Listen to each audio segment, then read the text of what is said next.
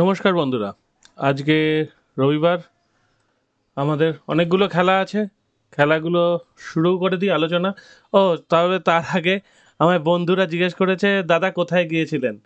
এই যে আমি গিয়েছিলাম, আমার ফেসবুক আইডি অনেকেই জানেন, facebook.com/flyyourdreams, বা আমার নাম সুমন দাস, এটা দিয়ে সার্চ করলেও পেয়ে যাবেন। আর এই যে আমি বাবা মা সবাইকে নিয়ে গিয়েছিলাম। এই যে এই ভিডিওটা দেখলে দেখতে পাবেন যে এই যে এখানটা দেখুন, এটা হচ্ছে মুসৌরি বলে একটা জায়গা। দেহরাদুন থেকে একটু দূরে যেতে হয়। দেখুন, অভূতপূর্ব দৃশ্য। এরকম আরও অনেক ভিডিও আসছে, আর সেদিনকে সানসেটের ভিডিওটাও দেবো খুব শীঘ্রই। তো আমার ফেসবুকে থাকুন, আরও অনেক কিছু দেখতে পাবেন। আরও যেখানে যেখানে গেছি সেই জায়গাগুলো সব তুলে ধরেছি, এবং আরও অনেক ভিডিও আসছে। এই যে এটা হলো হরিদ্বার। যারা জানেন তারা বুঝতে পারবেন যে হরিদ্বারে গঙ্গা আরতি হয়। এটা কোনো কিন্তু ধর্মীয় ব্যাপার হিসেবে আমি বলছি না, জায়গা হিসেবে বলছি আমি। জায়গাটা অভূতপূর্ব, খুবই সুন্দর জায়গা। যারা ভারতে বেড়াতে আসতে চান বাংলাদেশ থেকে, তারা এসে এই সব জায়গায় আসতে পারেন। আর এখানে একজন ঝোলা ঝুলছিল, মানে ঝোলা মানে কিছু না, নদীর ওপর, গঙ্গার ওপর ওই চেন ঝোলে, সেখান থেকে সে দুলছিল। তো সেই ভিডিওটা ক্যাপচার করেছি। যাই হোক, আপনারা যারা আসতে চান, আমার ভিডিওর ডেসক্রিপশানেই লিঙ্ক দেওয়া থাকে, সেখান থেকে চলে আসতে পারেন। ঠিক আছে, একদম। চলুন আজকের খেলাগুলো দেখা যাক। আমাকে ফলো করুন, ফ্রেন্ড রিকোয়েস্ট পাঠান, ফ্রেন্ড রিকোয়েস্ট পাঠালে আমি অ্যাকসেপ্ট করে নেবো, আর ফলো করতে চাইলেও দেখতে পাবেন। শ্রীলঙ্কা বাংলাদেশ খেলাটা চলছে। আমি বলছিলাম যে 350 হবে আশা করি। তো 350 কেন, 450 ক্রস করে গেছে, এবং মোটামুটি শ্রীলঙ্কা চালকের আসনে পৌঁছে গেছে। শ্রীলঙ্কা কোনো তাড়াহুড়ো করছে না, একদম ধীরে সুস্থে ব্যাট করছে। রান রেট 3.4 নিয়ে চলে গেছে 134 ওভার।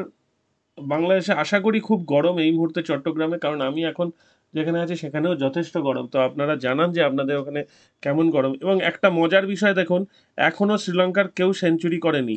যদি সেঞ্চুরি না করে 500 রান ক্রস করতে পারে, সেটা কিন্তু একটা ওয়ার্ল্ড রেকর্ড হবে, যে একজনও সেঞ্চুরি না করে 500 রান ক্রস করা। তো সেটার জন্য হয়তো শ্রীলঙ্কা চেষ্টা করছে, দেখা যাক কেউ সেঞ্চুরি করতে পারে কিনা, 500 রান ক্রস করতে পারে কিনা, শ্রীলঙ্কা ডিক্লেয়ার করে কিনা, সব কিছুই অপেক্ষা করছে। আমার ধারণা আজকে 45 ওভার খেলা বাকি আছে, সুতরাং শ্রীলঙ্কা আর 30 ওভার ম্যাক্সিমাম ব্যাট করে শেষ 15 ওভার বাংলাদেশকে ব্যাট দেবে এবং চাপে রাখার চেষ্টা করবে, কয়েকটা উইকেট যদি তুলে ফেলা যায়। তো এই খেলাটায় এখনো পর্যন্ত শ্রীলঙ্কা চালকের আসনে, পরবর্তীকালে কি হবে দেখা যাক। Bangladesh women versus Australia women, এই খেলাটা আমি কভার করতে পারিনি সকাল থেকে, তো কিন্তু কভার করার মতো কিছু নেই। 126 বাংলাদেশ করেছে, অস্ট্রেলিয়া উইকেট যদি হারায় তাহলে অনেক, উইকেট হারাবে বলে মনে হচ্ছে না। আচ্ছা, কালকে একটা খেলার কথা আমি বলছিলাম, দাঁড়ান দাঁড়ান দাঁড়ান দাঁড়ান, সিরিজ, এই যে এই খেলাটা আমি বলছিলাম, মনে আছে কি? দাঁড়ান রেজাল্টটা বলছি, 1 মিনিট।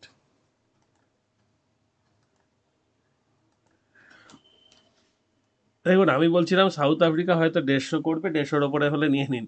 কিন্তু একটা আশঙ্কা আমি করেছিলাম যে হয়তো গন্ডগোল হলেও হতে পারে, যে সাউথ আফ্রিকা আগের দিন অত রান করেছে, হয়তো বেশি রান করতে পারবে না। কিন্তু আমি নিজেই বলেছিলাম যে হয়তো শ্রীলঙ্কা জিততে পারবে না। কিন্তু একমাত্র ম্যাচ যেটা, যার উপর ভরসা রাখা যায়, তিনি ফেল করলেও গুণরত্নে ভালো খেলে দিয়েছেন, আর দিলহারি দারুণ খেলে ম্যাচটা বার করে দিয়েছেন শ্রীলঙ্কার জন্য। এবং যারা কালকে শ্রীলঙ্কাতে টাকা লাগিয়েছেন, আশা করি ভালো প্রফিট করেছেন। এই চলে গেল ওই খেলাগুলোর কথা। এইবার আসল খেলা আমাদের যেটার দিকে তাকিয়ে আছি, সেটা হচ্ছে IPL, Gujarat Titans versus Sunrisers Hyderabad. আমরা একবার পয়েন্ট টেবিলে তাকিয়ে নিই। জিটি জিটি বরাবর শুরু করে একদম মাথার ওপর থেকে, আর এবারে কিন্তু জিটি একটু তলা থেকে শুরু করছে। দুটো ম্যাচে একটা হেরে গেছে অলরেডি। ঠিক আছে। আর সানরাইজার্স হায়দ্রাবাদও একটা হেরেছে, কিন্তু তাদের রান রেট যথেষ্ট ভালো। ক্লাসেন যা ব্যাট করছে এবং সানরাইজার্স যা ব্যাট করছে, অসাধারণ ব্যাট করছে এখন। আজকের দুপুরের খেলাটা দেখবার মতো হবে। আহমেদাবাদে খেলা, আহমেদাবাদের পিচ রিপোর্টটা একবার দেখতে চাইছি আমি, যদি পিচ রিপোর্ট পাওয়া যায়। বিজয় শঙ্কর স্কোর্ড 18,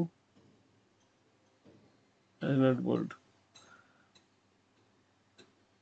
আচ্ছা, pitch. Ahmedabad usually offers a true batting surface with enough on offer to keep pacers and spinners interested. Spinners can also use the long square boundaries to good effect. The average first innings winning score here since 2021 IPL is 188 first innings winning score. তার মানে 188 যদি কেউ করে first ইনিংসে, সাধারণত দেখা গেছে যে তারা কিন্তু ডিফেন্ড করে দিয়েছে, তাদের রানটা কভার করতে পারেনি। The Titans defended 168 successfully. হ্যাঁ, 168 টাইটান্স ডিফেন্ড করেছিল এই মাঠে, সেইটা কিন্তু মনে রাখতে হবে। Expect A hot afternoon with a peak of 35 degree during toss time, মানে দুপুরবেলায় খেলা 35 ডিগ্রি সেন্টিগ্রেড হবে, সন্ধ্যের পরে আস্তে আস্তে টেম্পারেচার কমবে।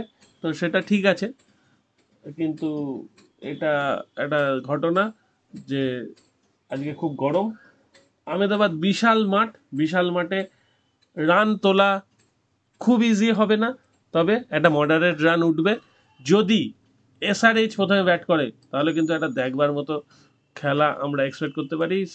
আর টাইটান কিন্তু একটু স্লো খেলছে বলবো না, টাইটান একটু স্টেডি খেলার চেষ্টা করছে।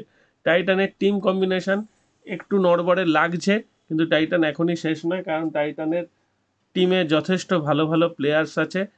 আর সবচেয়ে বড় কথা, টাইটান্সের কোচ হচ্ছে আশিস নেহরা কিন্তু অনেক কিছু করতে পারে।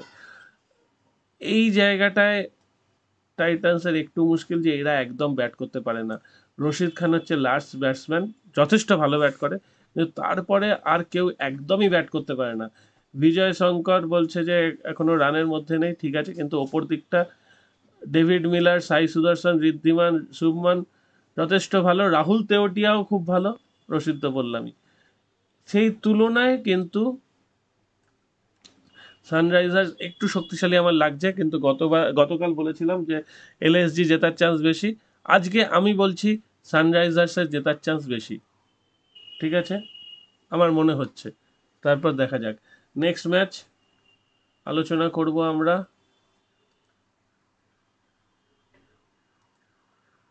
আচ্ছা, খেলা হবে Visakhapatnam, Delhi Capitals versus Chennai Super Kings.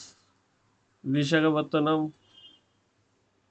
খুবই ভালো একটা সিটি, যারা গেছেন তারা জানেন, একদম ভারতের অন্যতম ক্লিনিয়েস্ট সিটি বলে পরিচয় পায়। সুতরাং বিশাখাপত্তনমে দারুণ একটা পরিবেশ এবং সেখানে সমুদ্র আছে, সুতরাং টেম্পারেচার বিশাল কিছু গরম হবে বলে মনে হয় না।